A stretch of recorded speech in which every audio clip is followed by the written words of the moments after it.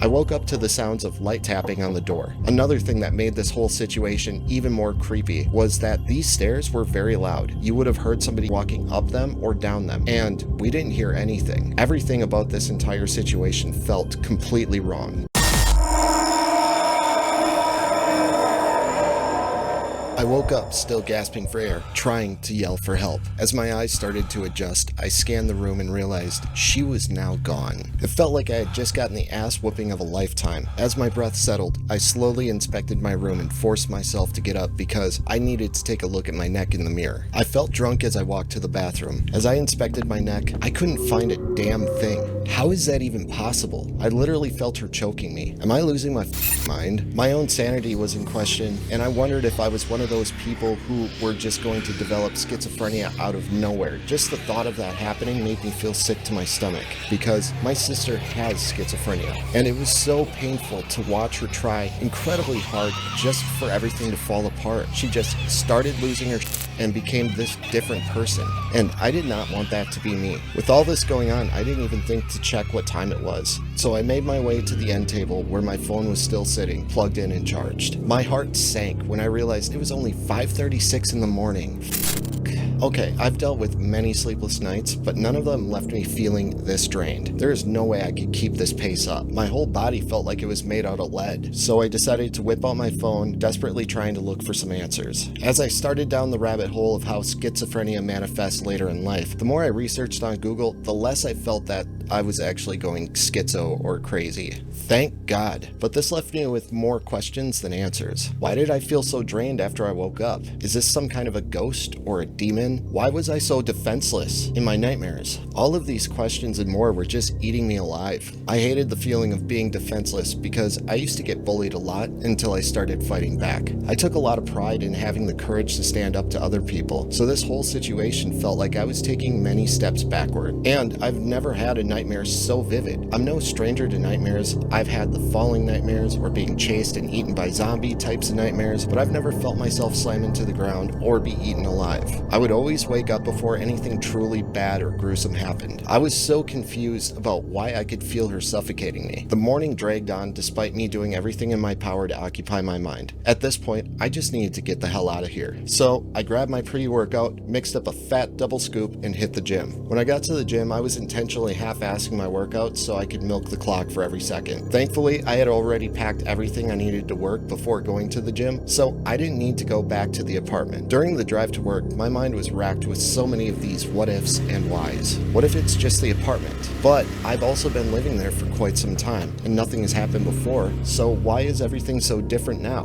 What changed? The weird thing was, I felt pretty safe during the daytime, but as soon as the sun went down, that sense of security I once had just went away. Even thinking about having to deal with her sent shivers down my spine. My feet felt heavy as I walked through my work doors and finally made my way to my den of isolation. Now I was completely unable to drown out those thoughts, no matter how hard I tried. The entire day, I watched the clock like a hawk, which made the rest of this day just drag on and on. The only positive thought I held on to was that this would be the last night Melissa had to do overtime, and by tomorrow afternoon, we could finally sit down and talk about all of this. On the drive home, the shadows seemed to move more than they usually do. I was still compulsively checking my rearview mirror, and when I pulled into my driveway, I was on high alert despite feeling as if I got my ass handed to me. The fear hit me hard as soon as I got up to the apartment and shut the door behind me. It was like being locked in a prison cell and having the most ruthless inmate as my bunkie. I was definitely the mouse on the other side of the tank, waiting for the snake to make its move. She was patient and cunning, waiting for the perfect opportunity to sink her fangs into me, tightening her grip and watching my life slowly fade. My hands were trembling as I held my bottle of sleeping meds. I honestly didn't know if I could do another night with her like this. No, I did not want to go to sleep. Not at all. I decided to not take my meds and just suffer through the night. It's just one more night. That's it. The entire apartment was now lit up as I scrolled through Netflix, just trying to find something action-packed that wouldn't put me to sleep. My eyes started to burn as I watched movie after movie while trying to do things that made me slightly uncomfortable so I didn't accidentally drift off. I'm pretty sure my bloodstream at this point in time is more caffeine than DNA, if I'm going to be honest with you. The night slowly turned to morning and nothing happened. I turned off the TV and it was silent. I was so worn out, I felt like 200 pounds of shit stuffed into a 50-pound bag. But thankfully, today was my day off, and I got to hang out with Melissa in just a few hours. So I forced myself to get up and shower and take care of all the things I've been severely neglecting. As I was cleaning the apartment, my thoughts just kept on cycling through all of the same questions, just asking them over and over. Why me? I mean, I go to church, I pray, I believe in God, but why is this evil, demonic, whatever the hell it is, choosing to do something to me? Did she somehow follow me here? Or did I let her in without even knowing it? After my very low-level attempt at adulting was done, it was finally 3 p.m. and Melissa was up because she was texting me. I told her I need to see her right away. I could tell she was sensing how worried I was through the text, so I decided to give her a call. When she answered, she immediately asked, "Are you okay? What's going on?" I reassured her, yes, I'm okay, but it's really important that we talk in person, and it has something to do with some kind of ghost. Melissa sounded relieved and said it was completely okay for me to come over. There was something that bothered me a little bit. I wasn't sure if the ghost would appear the same way when I was with Melissa, but it gave me a lot of comfort knowing that she would be by my side the whole night. I was confident that if I had a nightmare, she would try to wake me up or tell me if she saw something or anything herself. When I arrived, I practically ran up to the door despite feeling completely exhausted. Melissa was waiting at the door for me and opened it as soon as I came up. I instantly gave Melissa the biggest hug that I've ever given her. As soon as we sat down in the living room, I began to unravel everything. As I described the woman's appearance, Melissa's eyes widened, and I could tell that she knew quite a bit more about what I was dealing with. So I flat out asked her what she knew. I know it probably came off as being rude, but I needed more information at this point in time. Thankfully, she didn't take it as me being rude. She started to tell me a story about her dad buying some hunting land in Michigan. I guess the property owner had died and nobody was there to check in on her, so she laid there dead for quite some time. And in Michigan, when it comes to properties, if there's no family to check on them or to claim any of the property, they just leave it there after they collect the body. All of the things she owned just stayed in this house in the middle of nowhere, slowly falling apart because there was no one taking care of it. They went through the house and the property to see what they could use, even though most of it was so badly worn down that almost all of it had to get thrown away, except for a few paintings, and Melissa thought they were pretty cool and wanted to take them home with her. She said that night, as the paintings were laying at the foot of her bed, she woke up and saw the woman I just described lying right next to her in bed. She woke up and immediately threw the paintings out. That didn't stop her from occasionally showing up at various points in her life, sometimes at the foot of the bed, other times staring at her through the open door, like she was just waiting for something or watching her for some weird reason. But the one difference was she never spoke. All she would do is just stand there staring at her, which is still creepy as hell. I asked her, so why me? Why all of a sudden start following me and not you? Melissa brought something to my attention that maybe somehow she hated our relationship. I had very mixed emotions on this because, yes, it felt really good finally getting validation for my experiences, but on the flip side, it didn't make any sense to me. A ghost getting jealous over a relationship just sounded bizarre.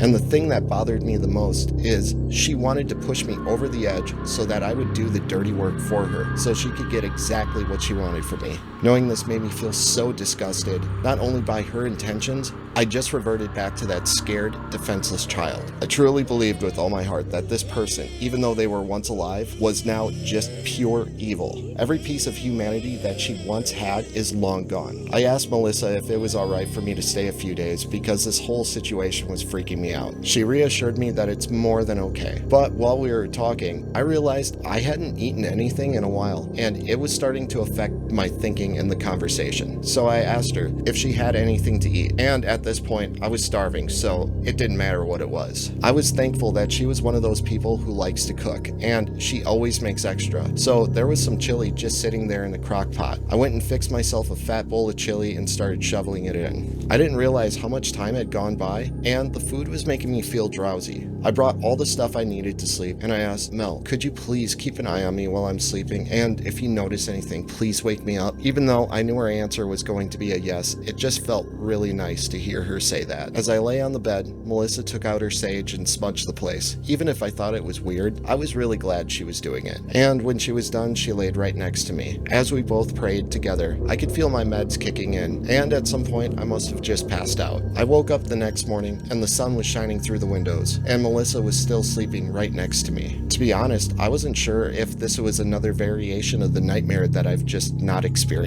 That was until Melissa rolled over with a big smile on her face and said, "Good morning, old man." Typically, I don't like it when she said that to me, but at this time, I was so relieved to hear those words. She playfully asked me, "How are you doing?" I told her, "Surprisingly good. I slept just fine." Still amazed that last night wasn't like the night before. I slowly got out of bed, and Melissa and I both went downstairs to make some breakfast. After the food was done and the dishes were in the dishwasher, I asked her, "What should we do to get rid of this thing? We actually haven't came up with a plan." Then she followed that up with something I did not want to hear at all, was that we should probably go to the apartment, sage the place, and stay the night. I tried my best to talk her out of it, but the reasoning she had is that she wanted to see for herself if anything happened while we were together at that apartment. Even though I hated this to be the answer, I knew deep down that doing this would probably be the next best step, regardless of how uncomfortable it made me feel. I admired how fearless she was with all of this paranormal stuff. I just wish some of that would rub off on me. We decided to get some errands done and hit the gym before even going to the apartment. When we rolled into the driveway, I couldn't help but keep staring at the windows as if she was there watching. I tried my best to stay composed in front of Melissa because it was embarrassing for me to show any kind of weakness to anyone. I knew for a fact that she could see right through it. As soon as we got into my upstairs apartment, I sat on the bed patiently while she saged the place. Then she lit some kind of prayer candle and we both prayed together. When we were done praying, she blew the candle out. Then we both got under the covers and started watching movies and talking about other stuff than ghosts, which at this time felt really good to talk about other things than what was going on. After a while, my medication was starting to kick in, and at some point in time I fell asleep. I woke up to the sounds of light knocking or tapping on the door. The sounds grew louder and louder. It was in 3 knocks each time. I could see the light from the hallway underneath the door, and I noticed something that really creeped me out. There were no shadows where there should have been if somebody was standing on the other end of the door. I was beginning to panic. Then I saw Melissa move her head, sounding extremely annoyed, and she yelled, "Can you please shut the fuck up? Quit knocking." And the knocking suddenly stopped. I looked right at Melissa and asked, "Can you hear that too?" And she looked back at me and said, "Yeah, it was pissing me off because I had a really good dream going." I slowly got up, trying to make as little noise as possible as I got out of bed, tiptoeing my way to the door. Another thing that made this whole situation even more creepy was that these stairs were very loud. You would have heard somebody either walking up them or down them, and we didn't hear anything. Everything about this entire situation felt completely wrong. When I got close enough to the door, I decided to open it up as quickly as I could to surprise whoever or whatever it was on the other side. When the door flung open, there was nothing there. I see you over there. If you don't like, share, and subscribe, I'll just have to come visit you in your sleep. You don't want to miss part number 4. Nighty night.